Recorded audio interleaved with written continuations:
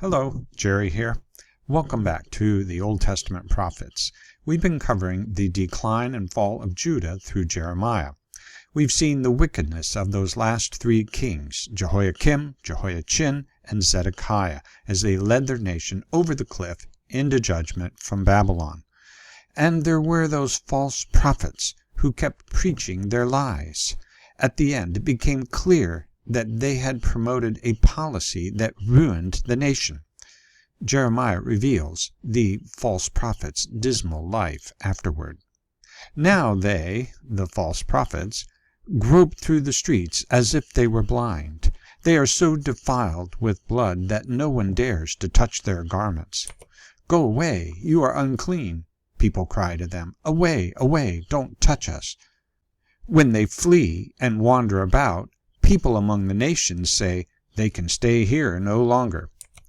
The Lord himself has scattered them. He no longer watches over them. The priests are shown no honor, the elders no favor. The surviving false prophets and priests were aggressively shunned. People remembered with bitterness the great harm they did to the nation, and how they shed the blood of innocent prophets trying to warn them. Untouchables, don't even get near them. Even the neighboring nations sent them away. Such was the reward from Satan for being his tool against the nation. Like Judas, they were discarded. Now, what about Jeremiah? How did he fare through the great confusion of the attack and captivity? The word came to Jeremiah from the Lord after Nebuzaradan, commander of the imperial guard, had released him at Ramah. He had found Jeremiah bound in chains among all the captives from Jerusalem and Judah who were being carried away into exile to Babylon. So, by God's sovereignty, Jeremiah was recognized in Ramah, about 5 miles north of Jerusalem. Babylon wanted to spare him because they knew he had consistently preached to submit to Babylon. But they didn't see him in time from being chained and gathered with the other captives. But listen to this Babylonian commander when he found Jeremiah. When the commander of the guard found Jeremiah, he said to him, "The Lord your God decreed this disaster for this place. And now the Lord has brought it about. He has done just as he said he would. All this happened because you people sinned against the Lord and did not obey him. But today I am freeing you from the chains on your wrists. Come with me to Babylon if you like, and I will look after you. But if you do not want to, then don't come. Look, the whole country lies before you. Go wherever you please." However, before Jeremiah turned to go, Nebuzaradan added, "Go back to Gedaliah, whom the king of Babylon has appointed over the towns of Judah, and live with him among the people. Or go anywhere else you please." Then the commander gave him provisions and a present, and let him go. So Jeremiah went to Gedaliah at Mizpah and stayed with him among the people who were left behind in the land. This commander recognized that the Lord God of Jeremiah had done all this, whereas we would expect him to credit his own Babylonian gods. And he offered to support Jeremiah in Babylon, but gave him liberty to go wherever he wanted. A comfortable offer in Babylon under the commander's patronage, but Jeremiah chose to stay on mission there in Jerusalem with the governor Gedaliah.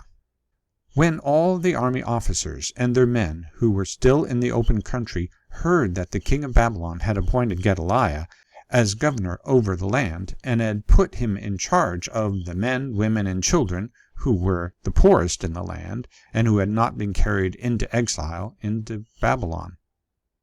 So Babylon was done with appointing Jewish kings. Nebuchadnezzar, king of Babylon, appointed the Jewish leader Gedaliah as a governor, and left some Babylonian soldiers there as well, as we'll see. They came to Gedaliah at Mizpah, Ishmael, Johanan, and Jonathan, Sariah, the sons of Ephi and Jaazaniah, and their men. Gedaliah took an oath to reassure them and their men "Do not be afraid to serve the Babylonians," he said. "Settle down in the land and serve the king of Babylon, and it will go well with you.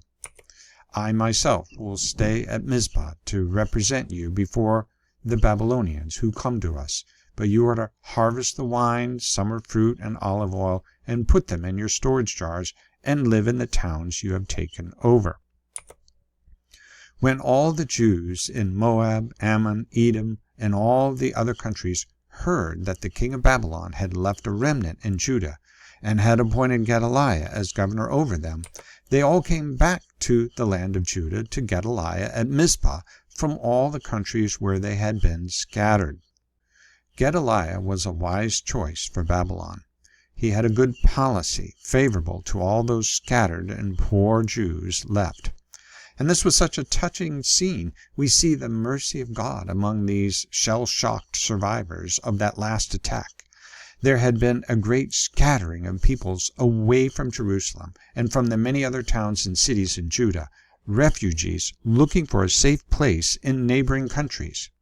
These were all the people not taken captive to Babylon. Then word got out about that governor Gedaliah and the subsequent safety and order there in Jerusalem now. So many returned. Finally, Jerusalem had a leader submitting to Babylon, the obvious master of the Near East. And there was an abundant harvest of the grapes and figs and olives, which was amazing because agriculture had no doubt been disrupted by all the military turmoil. Farmers are not out in their fields tending crops. That's where the besieging army is. The farmers always flee to safety within the walls. And the fields are open to feed enemy armies, which often destroy what they cannot use. So God was in this. He was taking pity on all those survivors. The Lord said, "For I am grieved over the disaster I have inflicted on you." But as we've seen, God's good is always challenged. Here comes intrigue. Johanan and all the army officers still in the open country came to Gedaliah at Mizpah and said to him, "Don't you know that Baalis, king of the Ammonites, has sent Ishmael, son of Nethaniah, to take your life?" But Gedaliah did not believe them. Then Johanan said privately to Gedaliah in Mizpah, "Let me go and kill Ishmael, and no one will know it. Why should he take your life and cause all the Jews who are gathered around you to be scattered, and the remnant of Judah to perish?" But Gedaliah said to Johanan, "Don't do such a thing. What you are saying about Ishmael is not true." Gedaliah received an assassination warning from Johanan and offered to foil that attempt by killing the conspiracy leader Ishmael. But Gedaliah doesn't see it and refuses. In the 7th month, Ishmael, who was of royal blood and had been one of the king's officers, came with 10 men to Gedaliah at Mizpah. While they were eating together there, Ishmael and the 10 men who were with him got up and struck down Gedaliah with the sword. Ishmael also killed all the men of Judah who were with Gedaliah at Mizpah, as well as the Babylonian soldiers who were there. That warning to Gedaliah was correct. Verse 1 said Ishmael was of royal lineage and had been one of the last king's officers, that is, of Zedekiah, which explains why Ishmael remained anti-Babylonian like Zedekiah was. Gedaliah was like a traitor and a collaborator to Ishmael. The day after Gedaliah's assassination, before anyone knew about it, 80 men who had shaved off their beards, torn their clothes, and cut themselves came from Shechem, Shiloh, and Samaria, bringing grain offerings and incense with them to the house of the Lord. Well, this is so interesting. 80 men from 3 different cities met together and traveled to Jerusalem filled with their offerings. The text places this in the 7th month, so these offerings were for the Feast of Tabernacles. These 80 men knew each other, though from different cities. This was a pilgrimage they probably did together every year. But now there was national mourning over the destruction of much of the nation. They had shaved their beards, torn their clothes, and cut themselves symbols of mourning. And they traveled to Jerusalem for the Feast of Tabernacles. Their offerings did not contain any sacrificial offerings because the altar and the temple were destroyed. Ishmael went out from Mizpah to meet them, weeping as he went. When he met them, he said, "Come to Gedaliah." When they went into the city, Ishmael, son of Nethaniah, and the men who were with them, slaughtered them and threw them into a cistern. But 10 of them said to Ishmael, "Don't kill us. We have wheat and barley, olive oil and honey hidden in a field." So he let them alone and did not kill them with the others. So Ishmael, the assassin, met this party of 80 men who could not have known about the assassination since it happened the day before. These men were obviously in compliance with Gedaliah, the new governor. So Ishmael feigned tears, a big act they all put on as they led these men to an ambush and murder. Ishmael made captives of all the rest of the people who were in Mizpah, the king's daughters, along with all the others who were left there, over whom Nebuzaradan, commander of the imperial guard, had appointed Gedaliah. Ishmael took them captive and set out to cross over to the Ammonites. Now let's consult our map here. Why were these assassins going to Ammon, or the Ammonites? It's pretty clear this assassination plot involved whatever government was left in Ammon, who wanted to continue an anti-Babylonian policy and install Ishmael in Jerusalem of royal lineage.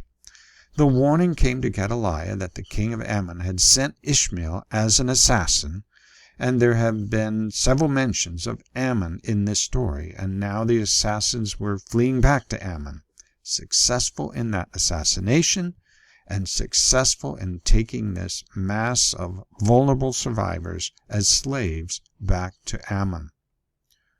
When Johanan, who originally warned of the plot, and all the army officers who were with him heard about all the crimes of Ishmael had committed, they took all their men and went to fight Ishmael. They caught up with him near the great pool in Gibeon. When all the people Ishmael had with him saw Johanan and the army officers who were with them, they were glad. All the people Ishmael had taken captive at Mizpah turned and went over to Johanan. But Ishmael and 8 of his men escaped from Johanan and fled to the Ammonites. So some of the bad guys escaped, including their leader Ishmael, probably in the confusion of all the captured people running over to the side of Johanan, as they probably blocked the path to nab Ishmael, the assassin. Then Johanan and all the army officers who were with him led away all the people of Mizpah who had survived, whom Johanan had recovered from Ishmael after Ishmael had assassinated Gedaliah. The soldiers, women, children, and court officials he had recovered from Gibeon. And they went on, stopping at Geruth-Kimham, near Bethlehem, on their way to Egypt to escape the Babylonians. They were afraid of them because Ishmael had killed Gedaliah, whom the king of Babylon had appointed as governor over the land. Yes, good reason to be afraid. Was there any of Babylon's acquired territories as rebellious as Judah? And now Babylon's governor assassinated, along with Babylonian troops stationed there. So Johanan, the leader of this remnant of survivors, believes they should all leave Judah for the safety of Egypt. Then all the army officers, including Johanan and Jezaniah, and all the people from the least to the greatest, approached Jeremiah the prophet and said to him, "Please hear our petition and pray to the Lord your God for this entire remnant. For as you now see, though we were once many, now only a few are left. Pray that the Lord your God will tell us where we should go and what we should do. Whether it is favorable or unfavorable, we will obey the Lord our God, to whom we are sending you, so that it will go well with us, for we will obey the Lord our God." 10 days later the word of the Lord came to Jeremiah. So he called together Johanan and all the army officers who were with him, and all the people from the least to the greatest. And he said to them, "This is what the Lord, the God of Israel, to whom you sent me to present your petition, says. If you stay in this land, I will build you up and not tear you down. I will plant you and not uproot you, for I have relented concerning the disaster I have inflicted on you. Do not be afraid of the king of Babylon, whom you now fear. Do not be afraid of him, declares the Lord, for I am with you and will save you and deliver you from his hands. I will show you compassion so that he will have compassion on you and restore you to your land. However, if you say, 'We will not stay in the land,' and so disobey the Lord your God, then the sword you fear will overtake you there, and the famine you dread will follow you into Egypt, and there you will die." Now could the Lord be any more clear? Stay in the land. Submit to Babylon. Their response? When Jeremiah had finished telling the people all the words of the Lord their God, Azariah and Johanan and all the arrogant men said to Jeremiah, "You are lying. The Lord your God has not sent you to say you must not go to Egypt to settle there. But Baruch is inciting you against us to hand us over to the Babylonians, so that they may kill us or carry us into exile into Babylon." Poor Jeremiah. Nobody ever seems to listen to the word of the Lord in this time from him. So Johanan and all the army officers and all the people disobeyed the Lord's command to stay in the land of Judah. Instead, Johanan and all the army officers led away all the remnant of Judah who had come back to live in the land of Judah from all the nations where they had been scattered. They also led away all those whom Nebuzaradan, commander of the imperial guard, had left with Gedaliah, the men, the women, the children, and the king's daughters. And they took Jeremiah the prophet and Baruch along with them. So they entered Egypt in disobedience to the Lord and went as far as Tahpanhes. Well, another exodus, only away from the promised land, back to Egypt. And for the rest of the chapters, Jeremiah was their prophet, taken to Egypt, where they shouldn't have been, and where Jeremiah didn't want to go. And there in Egypt, in various settlements, he prophesies against their idolatry, because now instead of Canaanite gods, they're worshiping Egyptian gods. And just as in his long ministry in Judah, nobody seems to listen. This is where Jeremiah will end his days, having been a faithful prophet to Judah for 37 plus years, and then in Egypt for this second similar ministry, where he also must have put together the books of Jeremiah and Lamentations, a writing ministry in a land where paper was invented and ink mastered. The legacy of Jeremiah is profound. He's quoted or alluded to in the New Testament 125 times. But let me mention two particular legacies. Jeremiah had resilience in the face of little or no fruit or encouragement. Jeremiah's long ministry was largely rejected, at least in his lifetime. As I said, I think it bore fruit in the long term for those exiles in Babylon, but in his life, very few thank yous, very little fruit to encourage him. It's almost inconceivable. But Jeremiah's resilience came from his confidence in the Lord. This is what the Lord says: "Cursed is the one who trusts in man, who draws strength from mere flesh, and whose heart turns away from the Lord. But blessed is the one who trusts in the Lord, whose confidence is in him." Jeremiah is not alone. Some believers here and in other lands whether in formal ministry or not, have lived for the Lord, but received almost complete rejection and resistance throughout their lives. Jeremiah could be their inspiration. Now, this last legacy is not as commonly talked about. Jeremiah had a long and faithful ministry as a single person.